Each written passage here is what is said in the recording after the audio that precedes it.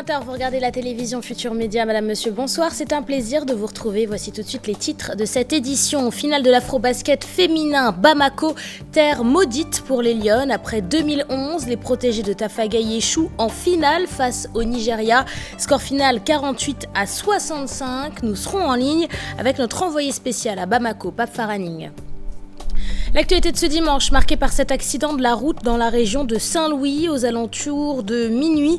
2 voitures sont entrées en collision à 3 km du village de Colonna.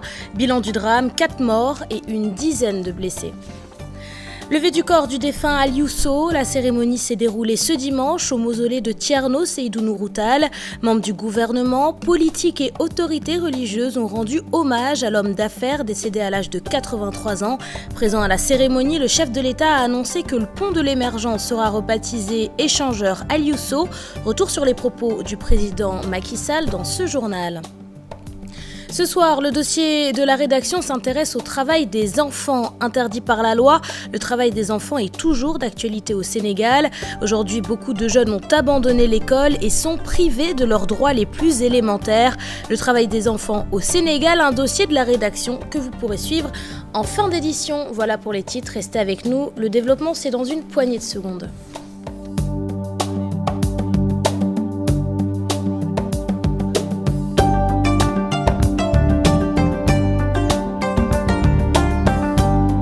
Bienvenue à vous tous et merci de vous informer sur la télévision Futur Média. Finale de l'Afrobasket féminin, le Sénégal s'incline face à l'équipe du Nigeria sur le score de 48-65. Pape Faraning, bonsoir.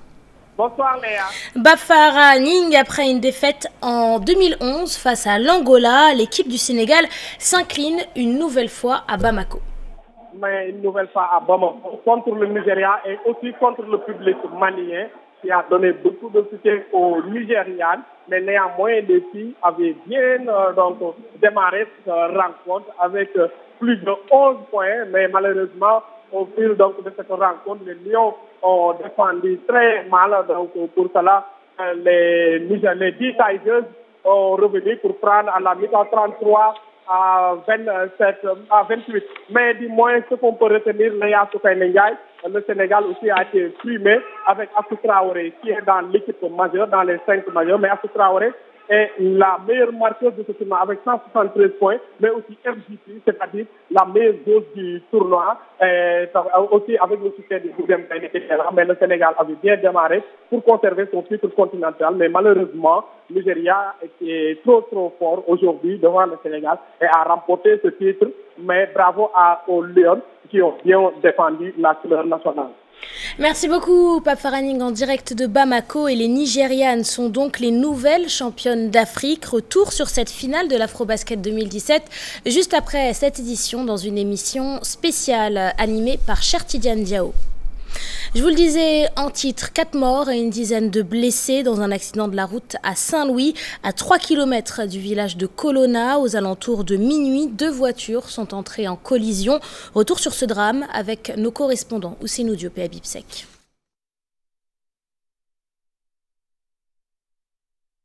À Colonna, dans la région de Saint-Louis, une collision entre une voiture 7 places et un minicar a fait 4 morts. L'accident s'est produit tard dans la nuit. Les témoins reviennent sur ce drame qui a fait plusieurs victimes. Nous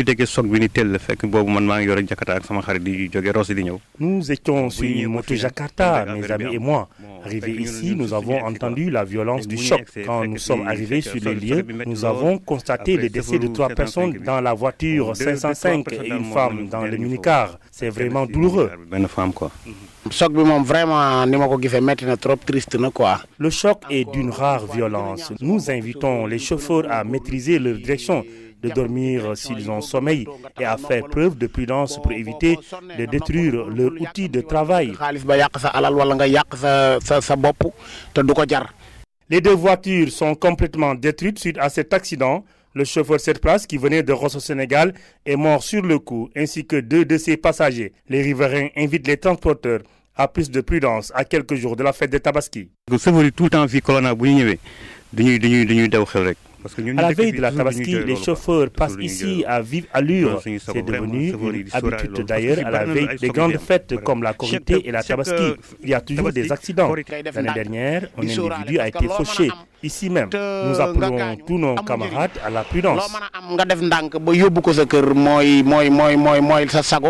Les corps ont été déposés à la morgue de l'hôpital de Richard Toll et les blessés évacués dans la même structure sanitaire.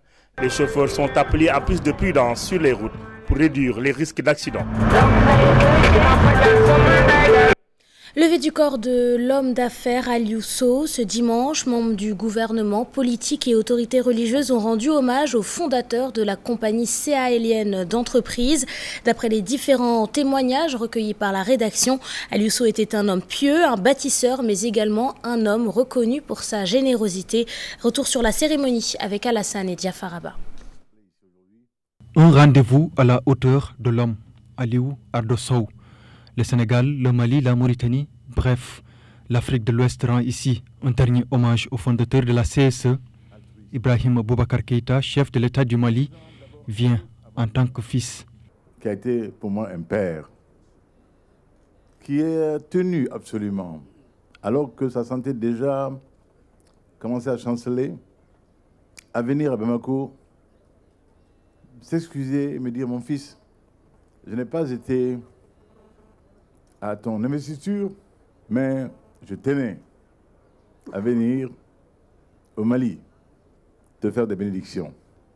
De tels hommes donnent envie de vivre comme ils ont vécu. De tels hommes nous font aimer chaque jour davantage notre belle religion, l'islam. Un homme humble, endurant, qui a su marquer son temps. L'Afrique perd un de ses illustres fils. Je voudrais encore une fois, m'arrêtant sur le cas du Mali, saluer à sa juste valeur. Et les mots me manquent pour exprimer à mon cher grand frère Ibrahim vraiment l'expression de notre gratitude. L'œuvre d'Aliou Sow, c'est également en Mauritanie, en Sierra Leone, au Cameroun, au Congo. Aliou Ardo Sow a été consacré moins de 2 décennies après la création de la CSE, notamment en 1988, entrepreneur africain de l'année. Une journée de prière et non de tristesse pour sa famille et pour tout le monde. Cette grande clameur qui est venue de tous les coins de notre pays, clameur d'éloge, ces prières formulées dans toutes les mosquées de notre pays, dans toutes les écoles coraniques de notre pays et même de la sous-région, naturellement ne pouvait pas laisser de la tristesse dans nos cœurs. C'est un modèle qui s'en va, un exemple à suivre pour toute la jeunesse. Aliou Ardo Sow, l'homme qui a toujours vécu dans la discrétion, la persévérance, le travail, l'endurance, ce qui lui a valu sa grande réussite, mais également ce grand hommage de la nation et de l'Afrique tout entière. Le pont de l'émergence, rebaptisé échangeur Aliou Sow par le gouvernement du Sénégal. À travers ce choix, le chef de l'État a tenu à rendre hommage à l'homme d'affaires connu pour sa discrétion et décédé le 22 août dernier à l'âge de 83 ans. Écoutons le chef de l'État, ses propos sont recueillis par Alassane Ba. Aliou Ardo Sow mérite que le pont dit de l'émergence, l'une des œuvres majeures que nous avons réalisé par le canal de son entreprise, puisse porter désormais son nom. J'en ai pris la décision et avec tout le secteur privé de notre pays, nous procéderons ensemble au baptême du pont Aliou Ardo Sow. Qu'Allah, le Tout-Puissant, l'accueille dans son paradis céleste et le couvre de sa divine miséricorde. Et beaucoup de monde ce dimanche au mausolée de Thierno Seydou Nourou Tall. De nombreuses personnes se sont déplacées pour accompagner Aliou Sow dans sa dernière demeure. La rédaction a recueilli plusieurs réactions. On les écoute au micro d'Adi Atala. Une grande perte pour tout le Sénégal, toute l'Afrique, surtout tous les employés de la CSE. On a perdu un homme travailleur, un homme vraiment aussi qui œuvrait dans le social. Quelqu'un qui a su vraiment aider les pauvres. Et aujourd'hui, nous sommes très émus. C'est difficile de parler. Mais quand même, aujourd'hui, le Sénégal a perdu. Alou, depuis que je suis jeune, depuis qu'il a marié Kadiatou, notre nièce, il n'a jamais cessé de nous envoyer chaque année une partie de sa zakat pour soutenir notre famille, qui est une famille maraboutique aussi, qui ne sait pas beaucoup travailler de sa main pour avoir sa subsistance. Ça, c'est la première des choses. Moi-même, vers le décès de mon dernier grand frère, lui m'a dit de rentrer en contact avec Alou pour lui confier notre question de mosquée qui n'est pas achevée et qui était en bango. Maintenant, on a fait en étage. Mais on n'a pas les moyens de finir. Quand j'ai envoyé la nouvelle à Aliou, il nous a remis 6 750 000 francs CFA comme premier devis estimatif de la finalisation de notre mosquée. C'est un homme de Dieu. Ouais, à la levée du corps du défunt Aliou Sow, la cérémonie s'est donc déroulée ce dimanche en présence des chefs d'État sénégalais et maliens. Dans la commune de Noto Diobass, les populations du village de Ngolare peuvent enfin souffler. Depuis plusieurs mois, les habitants de la localité luttaient contre l'implantation d'une carrière d'exploitation de latérite. Un protocole d'accord vient d'être signé entre l'entreprise chinoise en charge des travaux, les autorités administratives et le maire de la localité. Les détails avec nos correspondants à Thiès, Charanta Diop et Saïlatia. Ngolare, dans la commune de Noto Diobass, après une série de mouvements d'humeur pour protester contre l'implantation d'une carrière d'exploitation de latérite par une entreprise chinoise pour les besoins des travaux de construction de l'autoroute Ila Touba, les populations de Ngolare sont parvenues à la signature d'un protocole d'accord avec le maire de la commune, l'autorité administrative locale et l'entreprise chinoise chargée du projet. Nous sommes là avec l'ensemble des services de l'État. Et ici à Ngolare, comme vous l'avez constaté également, nous avons retenu de faire des pistes entre les villages, mais également de les accompagner sur le plan de la santé, réhabiliter les postes de santé, les cases de santé. Donc tout cela font qu'aujourd'hui, sur le plan économique, l'exploitation de ces carrières va avoir un impact réel au niveau local. Tout d'abord, le dédommagement des populations. Chacun va empocher pour son champ près de 800 000 francs à l'hectare. Donc c'est un tarif qui est tout à fait raisonnable. Ça a été très clair, le chef du village est là. Et je pense que vous n'avez pas entendu beaucoup de polémiques ou de discussions parce que les gens aujourd'hui savent clairement que voilà l'intérêt national. Quand l'intérêt national est en jeu, on oublie l'intérêt des villages, on oublie l'intérêt personnel. Et comme je l'ai dit et je le répète, la commune n'a demandé aucun franc à l'entreprise, mais uniquement des infrastructures à impact économique et social. Le président du comité de conciliation et de suivi est revenu sur les différents points qui ont été retenus et se félicite du fait que toutes les préoccupations des populations soient prises en compte. C'est surtout la réhabilitation de la piste rurale de Ngolare qui est en état de dégradation. Il y a aussi la réhabilitation des salles de classe au niveau de l'école primaire, la construction d'un poste de santé, le recrutement de jeunes pour les travaux de la carrière. Les propriétaires des champs sont satisfaits. Les habitants de Ngolare affichent déjà le sourire. Ils commencent à percevoir leurs indemnités. Un geste qui tombe à pic en cette veille de fête de Tabaski. Effondrement de bâtiments au Sénégal. La Croix-Rouge du Sénégal et celle du Luxembourg misent sur la sensibilisation. À Saint-Louis, à Tambacounda, à Kaolack et à Matam, de nombreux jeunes sont formés sur la sécurité des logements et des établissements. Objectif, réduire les risques de catastrophes liées au logement, particulièrement en zone rurale où de nombreux bâtiments ne répondent pas aux normes de construction. Écoutons le président du comité régional de la Croix-Rouge. Ses propos sont recueillis par Ousseynou Diop. Vous savez que l'habitat au niveau du Sénégal, surtout en zone rurale, pose problème.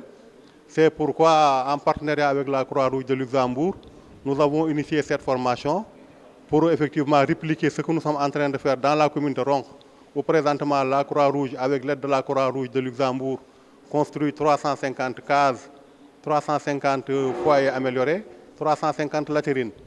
C'est des cases qui durent environ une cinquantaine d'années et qui seront faites à base du Tifa qui est là au bord du fleuve et qui vraiment donne entière satisfaction. Donc c'est une formation nationale que les volontaires seront chargés de répliquer au niveau de leurs régions respectives pour qu'en cas de besoin, que les ressources humaines de qualité soient disponibles au niveau de leur localité. La Croix-Rouge, actuellement, ce n'est plus le secourisme. La Croix-Rouge, c'est l'habitat. La Croix-Rouge, c'est la sécurité alimentaire. La Croix-Rouge, c'est le cash. Donc la Croix-Rouge a des activités réellement diversifiées. Mais tout cela aussi nous mène toujours à aider les populations vulnérables, surtout les plus vulnérables. À l'université Cheikh Anta Diop de Dakar, la fermeture du campus social ce 26 août est diversement appréciée par les étudiants. Certains, toujours en période d'examen, déplorent une mauvaise coordination entre le campus social et le campus pédagogique en déphasage par rapport à leur calendrier. C'est un reportage, il y est signé Cher Hassan Afal et Dia Faraba. Les logements de l'université Cheikh Anta Diop sont plus calmes que d'habitude. Un silence de cathédrale règne dans ces couloirs. Une seule chose justifie ce fait, la fermeture du campus social. Une fermeture diversement appréciée. Vraiment, c'est une bonne chose pour la fermeture du campus social. Vraiment, nous sommes là presque 12 mois sur 12. Il est important pour nous de prendre des vacances. Comme on l'avait annoncé, on avait fait des affiches également venant du directeur du campus social. Mais les étudiants même ont pu déchirer cette affiche. Et pour cause. Parce qu'au moment où nous sommes, il y a des étudiants actuellement qui sont en train de préparer leurs examens. Et moi-même, j'en fais partie. Parce que ça parle également du fait que l'État doit réfectionner les bâtiments. Alors que ce qu'on constate, c'est qu'on ferme chaque année le campus social, alors que rien ne change. Des étudiants qui déplorent une mauvaise coordination entre le campus social et le campus pédagogique. Le campus social et le campus pédagogique doivent être en phase durant toute l'année. S'il y a des examens qui se préparent, le campus social aussi doit fonctionner. Ce n'est pas normal que le campus social ferme. C'est un déphasage qui a lieu et ce n'est pas normal. Pour réfectionner les bâtiments et faire peau neuve, le campus social de l'université Cheikh Anta Diop ferme ses portes pour 2 mois, rendant nostalgique ces étudiants qui plient bagages pour un retour au bercail. À présent, parlons de cette cérémonie exceptionnelle de prière organisée ce dimanche par la communauté Lébou. Inondations, accidents de la route, écarts verbaux entre citoyens. D'après le grand Sérine de Dakar, le Sénégal a besoin des prières des populations. On écoute Abdoulaye Maktar Diop. Ses propos sont recueillis par Chertidiane Dion et Younous Diatta. Comme on nous l'a demandé, ça veut dire qu'il y a un ensemble de faisceaux qui sont en train de nous signaler des dangers. Vous l'avez souligné. Le danger ne vient pas seulement des hommes politiques. Parce que quand on entend ou quand on voit toutes ces séries d'accidents qui nous paraissent bizarres, peut-être que les cartésiens en ont une explication, mais nous restons dans nos traditions. Quand il y a des choses comme ça qui se passent et qu'il y a des gens qui ont des connaissances ésotériques qui nous demandent de faire telle ou telle chose, on le fait. Prenons les cas un à un. On a vu des jeunes, membres de l'équipe de la statistique, qui sont morts noyés dans un fleuve. Sur l'axe Humboldt, des accidents qui n'en finissent plus,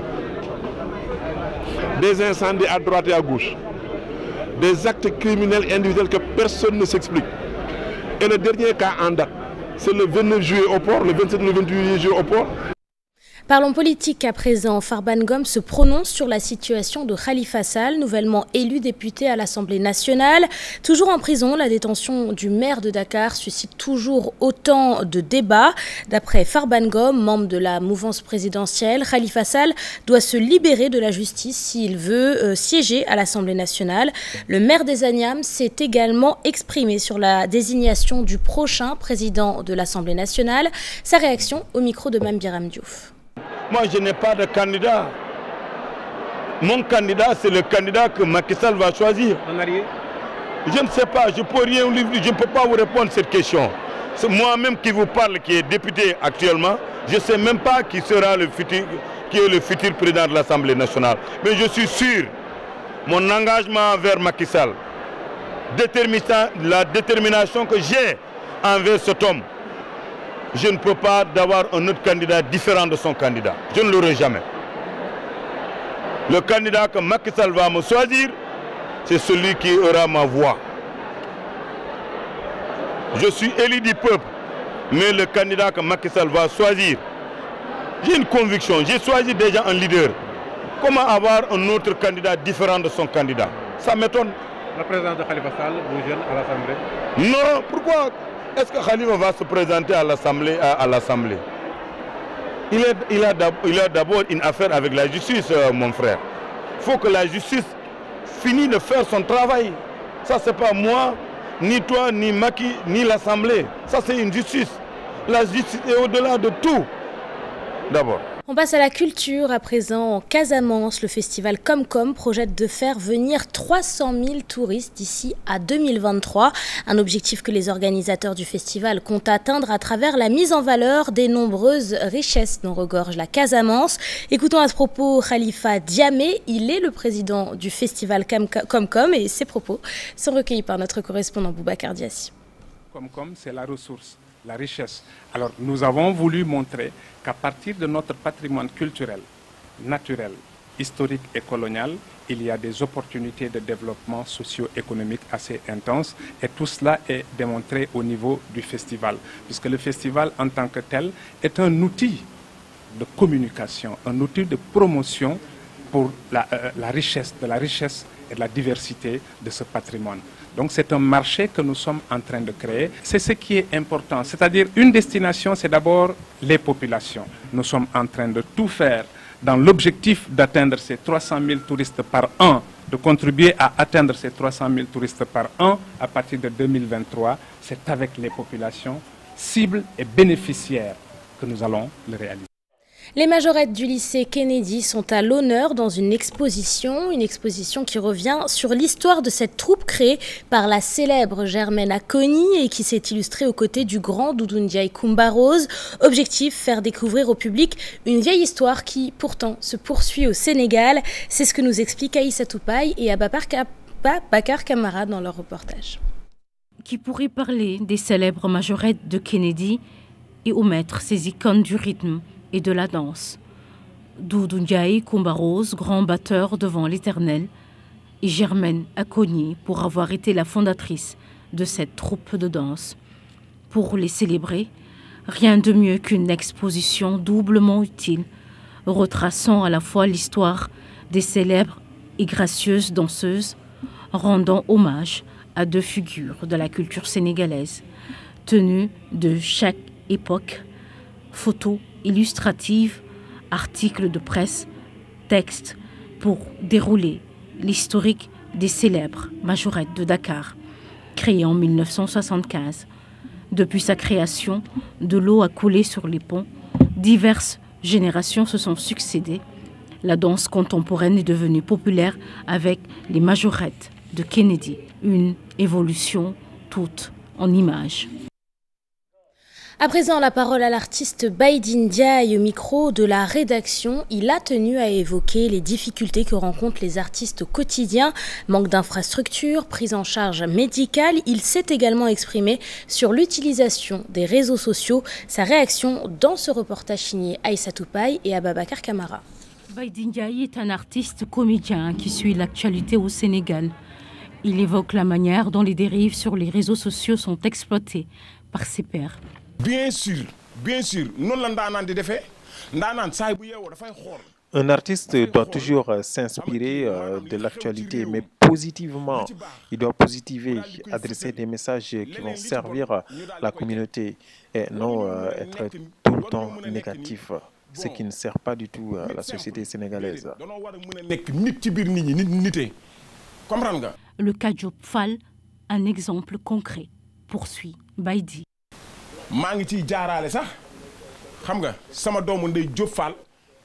Prenons le cas Diop Fall par exemple. Ce n'est pas digne d'un artiste. Nous devrons vivre de notre art. C'est mieux.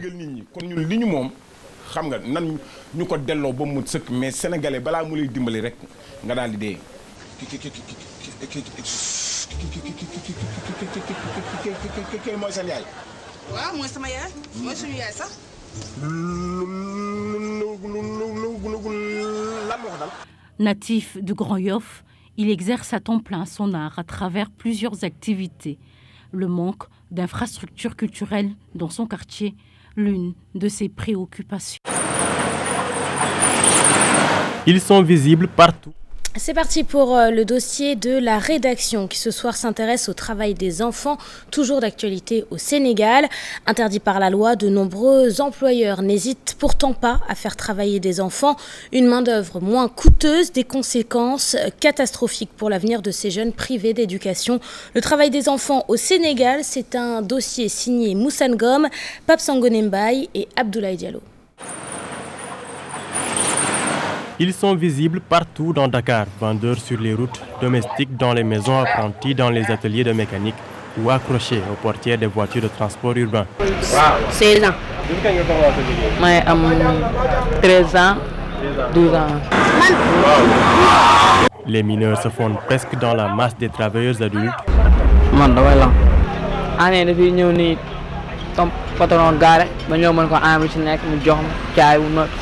problème charge moo ci nekk wala problème bi ma defar ko. kenn ngeen ñibbi. dañ may yónni may dem dem damay sëgg liggéey. mais pas sans risque. liggéey kat dafa metti booy jël war nga jël koo xamante ne kii dina ko attan ëllëg mu bañ ko indil ay conséquences mais daf ci am ñoo xamante ne ni ñoom xooluñu loolu yëpp da ngay jël xale bu am 13 ans nga teg ko ay liggéey yoo xam ne attanu ko te xam nga loolu tam du lu gën. Et pourtant, le Sénégal a ratifié depuis 2000 la Convention 182 sur la lutte contre les travaux susceptibles de nuire à la santé, à la sécurité ou à la moralité de l'enfant, et la Convention 138 qui fixe l'âge d'admission au travail à au moins 15 ans. La Convention que le Sénégal a ratifiée permet à un enfant déjà, à partir de 16 ans, d'accéder à un travail. Mais nous savons aussi qu'au Sénégal, le Sénégal a ratifié la Convention des droits de l'enfant. Le Sénégal a ratifié la Charte africaine des droits et du bien-être de l'enfant qui dit qu'un enfant, c'est de 0 à 18 ans. Tout enfant de 0 à 18 ans ne devrait pas pouvoir travailler dans notre pays. Parce qu'il est considéré comme enfant. Un état de fait qui n'est pas sans impact sur le niveau d'éducation à l'heure où la scolarisation est en principe obligatoire jusqu'à l'âge de 16 ans, mais actualise aussi le débat sur les opportunités offertes par le système éducatif. La première chose que le Sénégal devait faire, c'est de permettre à tous les enfants d'aller et de rester à l'école. Ça, c'est la première chose.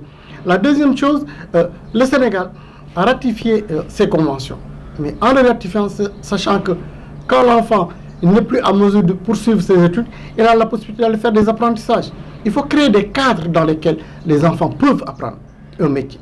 Et non les laisser à la merci des personnes, des grandes personnes, qui les utilisent comme ils veulent, avec un temps de travail dépensant plus de 8 heures de temps. L'État du Sénégal s'était déjà fixé l'année 2016 comme délai pour y mettre fin. Mais en 2017, la question reste toujours délicate. La perception négative de l'activité des enfants n'est pas partagée par une partie de la population. Man ba ma doon jàng école maa ngi doon vacances bu amee damay dem liggéey vacances yooyu mu doon liggéey patron doon ma ko doon jox bu fermeture ñëwee man si laa jënd fermeture ma xam ne lii jëmul kër ma dem sama yoon man leen damay bàyyi jàng damay dem liggéey ñu ma loolu moo la gënal man leen waaw loolu moo ma gënal ñu li moo ma liggéey. man bi may dugg métier di jàng oto boobu dan may uuf di jubanti direction kon gune da nga ko war a teel a dugal si métier bu màggee ànd ak métier am waaye warta doom ba doon mag ba pare di dem di uti métier. Le débat sur la situation de travail des enfants est loin d'être clos et son éradication tout autant difficile. Au Sénégal, un enfant sur 4 est en situation de travail, un phénomène qui se greffe à l'autre problématique de la mendicité. Et c'est la fin de cette édition. Merci de l'avoir suivi. Merci de votre fidélité et à suivre une émission spéciale consacrée à la finale de l'Afrobasket féminin et à cette victoire de l'équipe du Nigeria face à celle du Sénégal. Excellent dimanche soir à toutes et à tous. Je vous souhaite également de passer un très bon début de semaine. Excellente suite des programmes sur la télévision Futur Média.